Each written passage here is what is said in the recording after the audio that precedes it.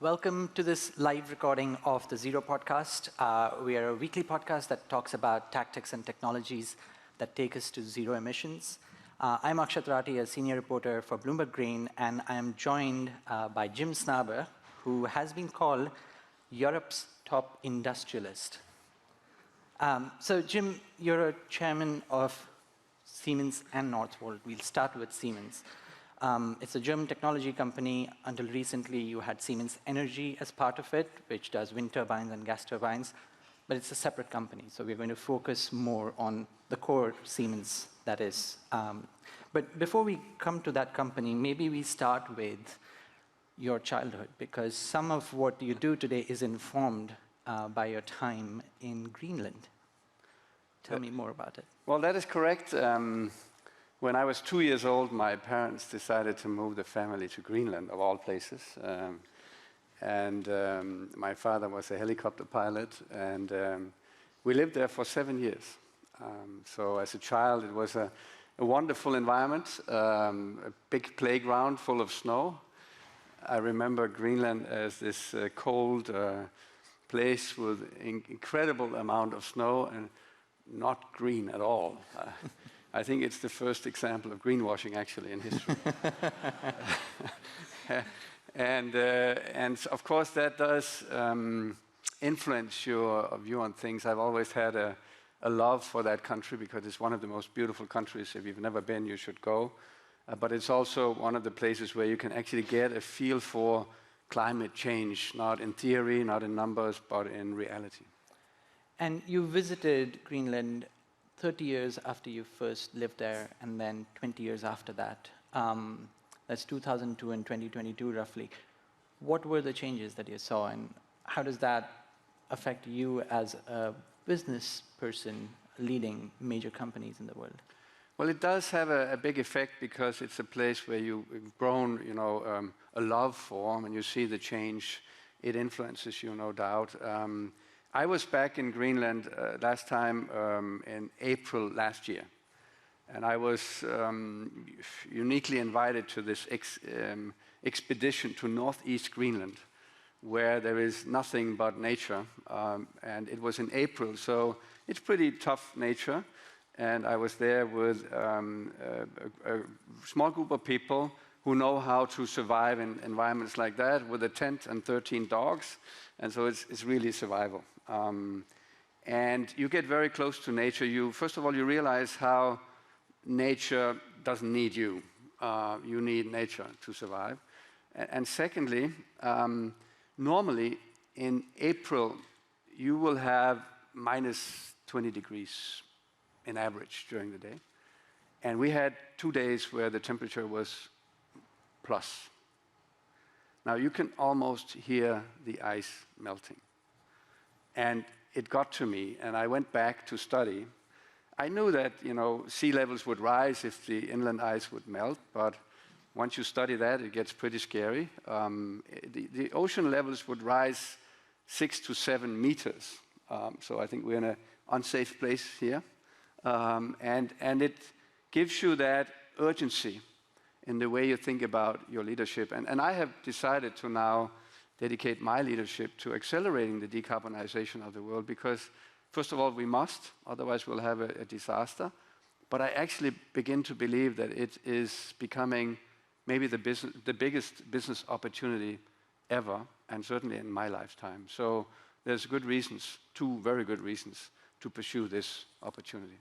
And earlier this year, we met in Davos, and you told me that from a Siemens perspective, the energy transition is going well, that your role as a technology provider is going well. Do you still hold that view 10 months on? And where are the opportunities? Yeah, no doubt. Technology has always been, in my mind, the solution to issues. It is when we innovate for a different pattern that we create new opportunities and we create new, let's say, ways of looking at the world. Siemens today is not the Siemens that many know from the household appliances. It is an industrial Siemens. We basically do the infrastructures around cities, around manufacturing, and around transportation. And so you could argue we are in all of the infrastructures that consume energy.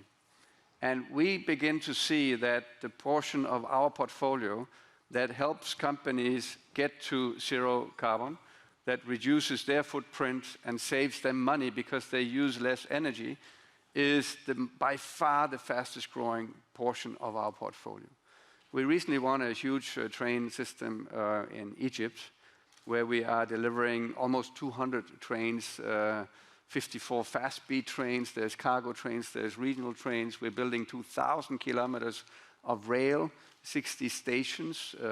We will create employment of 40,000 people in the country. But most importantly, when this transportation system is up and running, not only will Egypt have the most modern transportation system in the world, potentially, but they also will save 70% of the CO2 emissions coming from transportation of people and goods.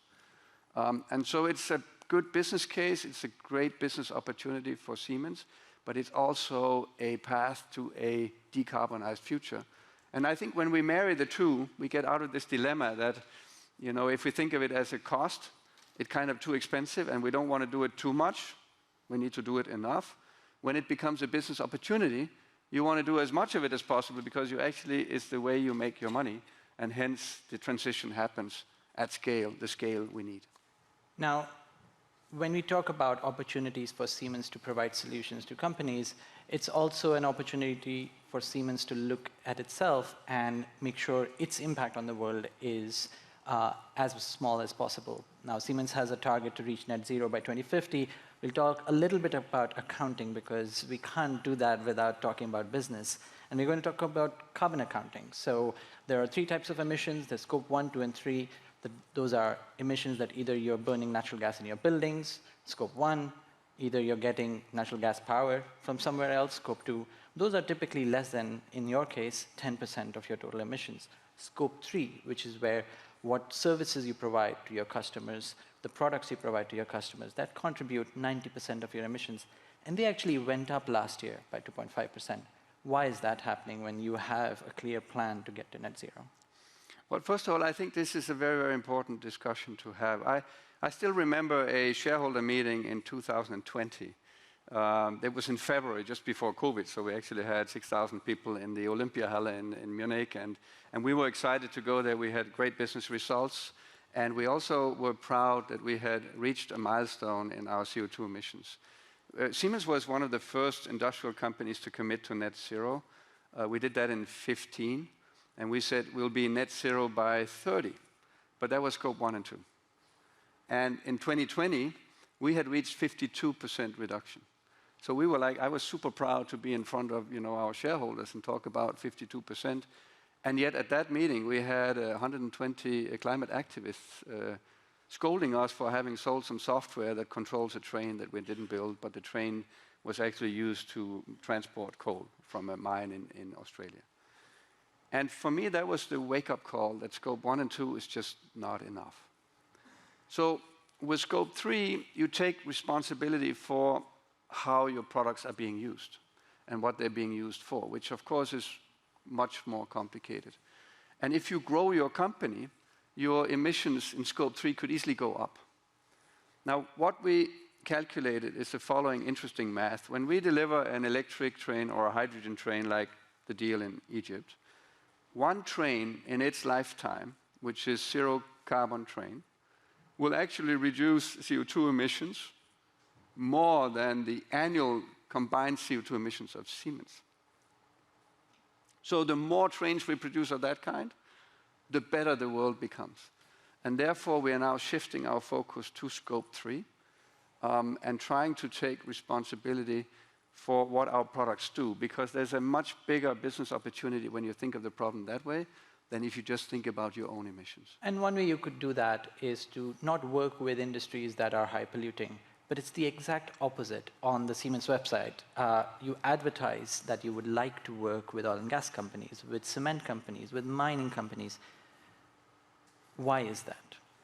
Yeah, so I'm not aware of that sentence on the website, but if you look at our portfolio today, we estimate that 90% of our portfolio is being used to reduce carbon emissions. So we don't have a preference to work with any of those industries. In fact, we are even selling off businesses that are too deeply involved with oil and gas. So it's simply not the case. Now here's the dilemma. If we just scold the companies that emit a lot and don't try and help them reduce their emissions, we'll get nowhere. It doesn't help that we just let someone else do it. We do need to engage with those companies and reduce their emissions as well. And you can't go from 100 to 0 in 1 second. You have to have a responsible path to that future. Now, I do believe we're at the tipping point where we will stop burning fossil fuels to get energy. Well, the most recent International Energy Agency report, the World Energy Outlook, just came out today, and they agree. They say all fossil fuels, coal, oil, and gas, will peak this decade. And that after that, they see what they call a structural decline, which is that it's not just a cyclical economy has gone down the drain, that's why we are going to consume less fossil fuels, but there'll be a decline coming through. Now, one place where you are helping that decline happen is the other hat you wear with Northvolt, which is a battery company that is trying to build batteries for the auto industry here in Europe, which is a big employer. How does Siemens work with Northvolt to try and make that happen? Because that's a size of emissions reduction that can have a massive impact. Yes, I think this is a very, very important problem to solve, because as you increase the share of renewable energy in an energy system, you get fluctuations in the energy system because you produce energy when there's sun and wind, and therefore you need intelligent infrastructure to transport energy, but most importantly, you need scalable, affordable storage opportunities, and so batteries will play a role. The first revolution is in the automotive industry with the electric vehicles. And the issue is that while an electric vehicle is carbon neutral, if you don't make the battery carbon neutral, then it doesn't help much. So Northvolt was created with this vision, this dream, to do it right. Let's start a completely new green battery company that not only produces the batteries with green electricity, because there's a lot of energy going into building a battery, but takes the batteries back once they're done in a vehicle, crushes them to, we call it black powder, and then extracts the lithium, the copper, the nickel of that battery, and use that to build the next battery. We are at a stage now with our technology at Northvolt where we can reuse up to 97% of the raw materials in a battery, which means we can get away from this idea that we need to dig out the raw materials in the soil and then use the battery for 7, 8, or 10 years and then throw it all out and create a very big disaster in terms of waste. We actually just take them back. And it's a great illustration of the difference between the fossil world and the renewable world, in that in the fossil world, when we burn the fossil fuel, it pollutes the air and disappears. In a green battery like this, with this approach, the atoms stay at our disposal. We can use them to build a battery, take them back and build the next battery and the next battery. There's no deterioration of atoms.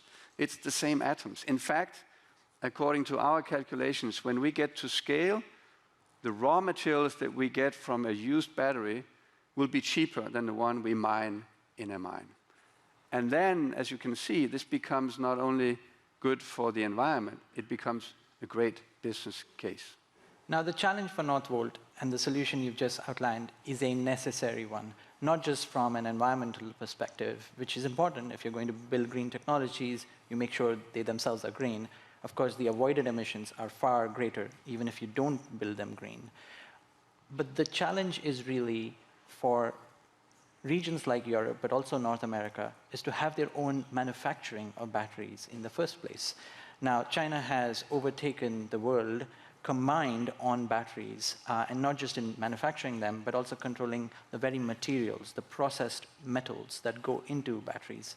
And so if you get recycled material, you can keep it on shore and use them. But you will still have to start somewhere where you're going to need virgin materials. So what is it that Northvolt is doing now to try and manage what is a real severe supply domination by China in an era where geopolitics is causing more rupture to happen between Europe and China and America and China?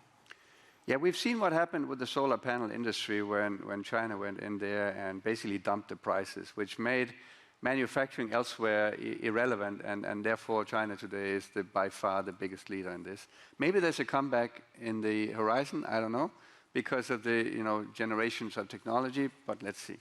We should not let that happen to the battery. The battery will be a very important ingredient in the energy system as well as in the transportation system. So we must have the capacity in Europe, in North America to do that. What we are basically doing at Northvolt is we are sourcing the raw materials. Of course, in the ramp-up phase, you do need more. But we ask our technology to recycle the batteries is not dependent on the Northvolt battery itself. As long as it's a lithium-ion battery, we can take the batteries back, crush them to powder, and extract the atoms and build the next battery. And we expect that already by 2030, and don't forget this company is only 6 years old, by 2030, half of our raw materials will come from our own recycled batteries. And I think this actually, with the increased geopolitical tensions, it's going to be strategically important for each region to be self-sufficient with the critical raw materials that are necessary to create a sustainable infrastructure of the future. And one way where we are seeing at least a movement from governments to try and overcome what is a China challenge on batteries is the Inflation Reduction Act in the US. There's the European Green Deal, very different kinds of policies that are being set out to enable manufacturing of these green technologies to happen onshore. Inflation Reduction Act is very much driven at giving you lots and lots of subsidies to try and make that happen.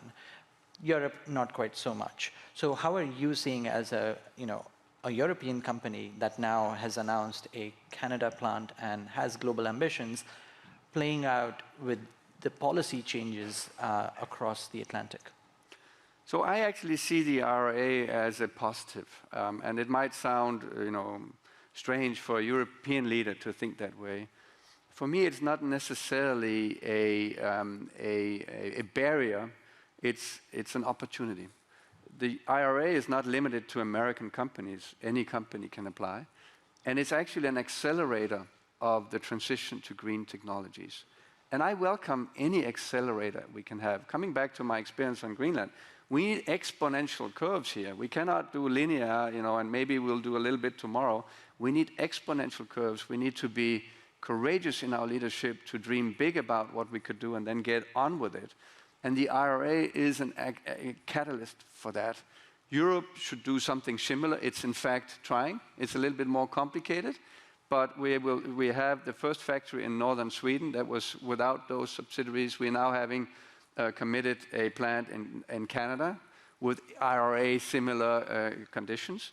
And we will also be looking for an opportunity in Europe, and with that create the necessary capacities for green batteries in Europe and in the US. So why is this important? I often say that in a joke, the Stone Age didn't end because we ran out of stone. And when you have new technologies that are better and more sustainable and maybe even cheaper eventually, you just need the incentives to be put in place to accelerate that future, or disincentives. If I was a policymaker, I would also put a price on CO2. And with that, innovation goes in avoiding it, rather than today where we kind of accept it and hope to limit it in good faith. Yeah. Now, just the last question, sort of going back to the start where you were called Europe's top industrialist. There's another reason. You were the chairman of Maersk until 2022, giant shipping company, which under your chairmanship was able to create a clear roadmap for what is an industry that has done very little on reducing emissions. Now you can sit outside and look at progress, and what have you achieved when you set those goals out, and how are they playing out now? I think that story of zero carbon shipping is a great example of the courageous leadership that I believe business leaders need to have. I still remember the board meeting in 2018 when management said, why don't we commit to zero carbon shipping? And Maersk alone, which is 20% of shipping, consumes 10 million tons of bunker oil. It's still the least polluting way of transporting goods, but it's a lot of CO2. And the board would say, so how are we going to do that? And management said, we don't know. And then the board would say, what's the business case? And then management would say, we don't know. We don't even know the technology. And yet, in 2018, the company committed to zero carbon shipping by 2050. Now, 2050 is a long way out in the future, but to do that, you needed the first vessel sailing in 2030. And it felt very, very challenging. That first vessel sails now, 7 years ahead of that originally impossible plan. We have ordered more than 28 vessels now in total. And interestingly enough, in 2018, nobody thought zero carbon shipping would be possible. In 23, we now have the first vessel sailing. And the industry have now ordered 128 methanol vessels. Methanol is a green fuel. It's produced by green electricity.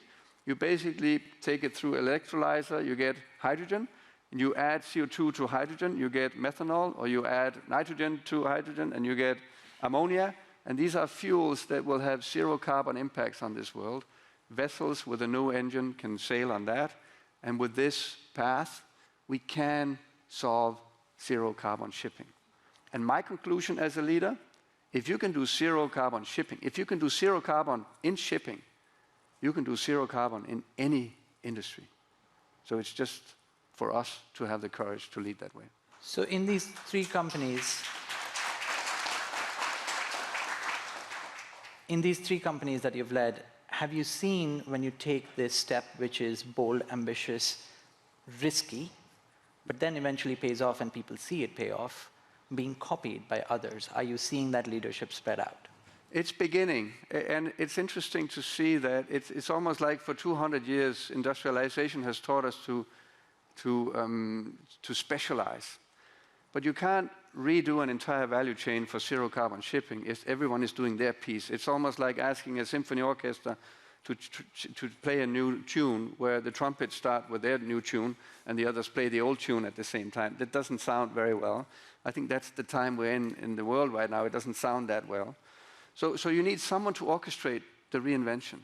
Maersk orchestrated the reinvention for shipping, and it's working. Siemens is trying to do it in manufacturing, in urban areas, and in transportation.